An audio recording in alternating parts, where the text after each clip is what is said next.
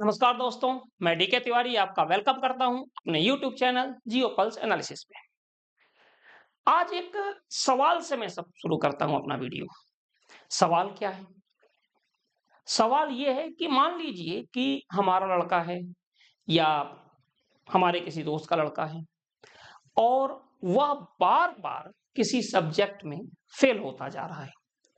और जब हम उसको ध्यान से देखते हैं तो हमें यही पता चलता है कि यार पिछले 10 या 12 साल से एक ही टीचर से पढ़ रहा है और ये उसी क्लास में बार-बार फेल हो रहा है। तो एक कॉमन पीपल होने के नाते सबसे पहले हम क्या सोचेंगे? यार टीचर को चेंज करो या फिर कोई बीमारी है, हम एक ही डॉक्टर से इलाज करा रहे हैं। फिर क्या होता है? बीमारी वैसी की वैसी है। एज़ अ कॉमन पीपल हमें क्या लगेगा? एक आम आदमी सोच के, आम आदमी पार्टी की बात नहीं कर रहा हूँ भाई, ठीक है? हमें क्या लगेगा? यार डॉक्टर चेंज करके देखते हैं। इसके अलावा तो कुछ नहीं दिखेगा। डॉक्टर चेंज करके देखते हैं। क्या ये बात कांग्रेस के जो लीडर हैं, उन्हें समझ में नहीं आ रही है? जैसे कोई भी केस को, चाहे जैसा भी है, कांग्रेस से रिलेटेड है, कोर्ट में इसको देखा जाए तो गिने-चुने वकील हैं, लेकिन खास तौर से उसमें कपिल सिब्बल तो होते हैं। कांग्रेस का कोई भी को केस हो या अपोजिशन का केस हो, अब ये कितनी अच्छी पकड़ है मैं उस पर नहीं जा रहा हूं। कपिल सिब्बल रिप्रेजेंट करते हैं कोर्ट में और देखा जाता है कि मैक्सिमम केस, अगर मैं गलत हूं तो मुझे करेक्ट कीजिए, मैक्सिमम केस कपिल सिब्बल हार जाते हैं।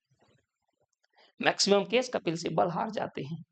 क्या कभी किसी ने ये समझाने की कोशिश नहीं की कि यार अगर ये हार जाते हैं तो दूसरे को ट्राई करो? कई बार ये कहा जाता है कि नहीं भाई इसको लीड कोई और भी कर लेता है कई बार। तो लीड कोई और करता है लेकिन कहीं न कहीं कपिल सिब्बल रहते हैं। किसी ने कभी ये जहमत क्यों नहीं उठाई यार इतने सालों तक कि यार कोई भी केस, इनको वक्फ के केस में कपिल सिब्बल आए, राम जन्मभूमि में कपिल सिब्बल आए विपक्ष की तरफ से या जो भी कमेटी थी उनकी तरफ से, नेशनल हेराल्ड केस में कपिल सिब्बल आए। यार पता नहीं मैगी नूडल्स और पता नहीं कौन-कौन से केस आए, सब में कौन है? कपिल सिब्बल है। और रिजल्ट वही आपको भी पता है। तो दूसरी पर आते हैं बात, ये तो साफ-साफ दिख रहा है ना, और ये भी दिख रहा है कि राहुल गांधी जी के जो सलाहकार हैं, आप देखिए काफी लंबे समय से ऑफिशियली या अनऑफिशियली वही हैं। वो क्यों नहीं बदलते? देखिए, हमें एक अच्छे अपोजिशन की जरूरत है। ये बात कोई कट्टर भाजपा समर्थक हो उसे समझ में ना आए या कोई कांग्रेस का समर्थक हो समझ में ना आए, लेकिन स्वस्थ हेल्थली कहा जाता है ना, डेमोक्रेसी के लिए, लोकतंत्र के लिए एक स्ट्रॉन्ग अपोजिशन की जरूरत है। उसके बिना काम नहीं चलने वाला भाई, आप चाहे कुछ भी कर लो।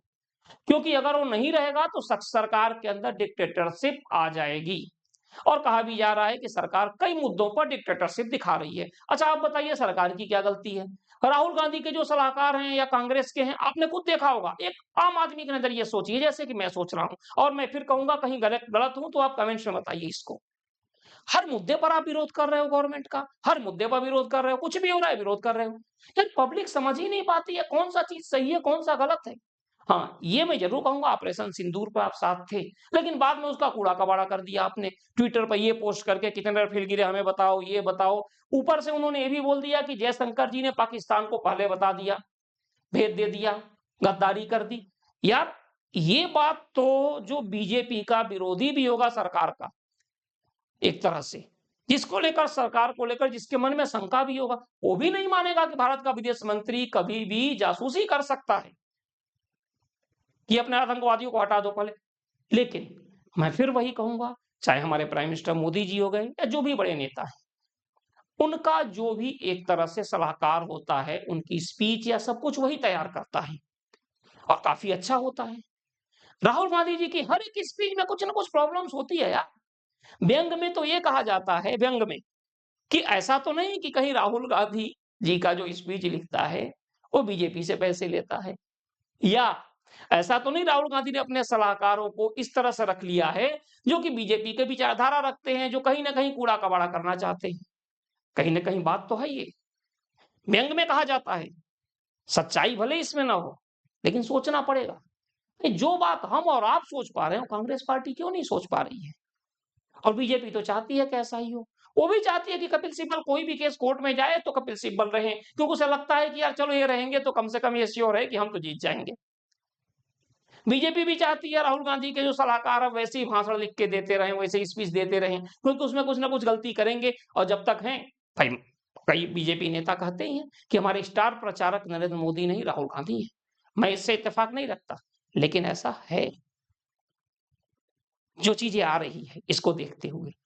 तो मेरा मानना यह है कि चीजों को चेंज करना चाहिए। डॉक्टर का, टीचर का, वकील का ही देख लो। एक वकील से हम बार बार केस हार रहे हैं, हम क्यों उसके पास जाएंगे? भाई चेंज करके देखें ना, शायद रिजल्ट अलग आ जाए।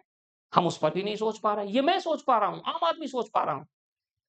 तो यार ये तो इतने बड़े दिग्गज यहाँ पे बैठे हुए हैं, वो क्यों नहीं सोच पा रहे इस चीज को? तो ये हमारे मन में एक सवाल था जो कि मैं आपसे पूछ रहा था। आप इसका जवाब जरूर दें। और चैनल को सब्सक्राइब नहीं किया है, सब्सक्राइब करें, लाइक करें, शेयर करें। धन्यवाद।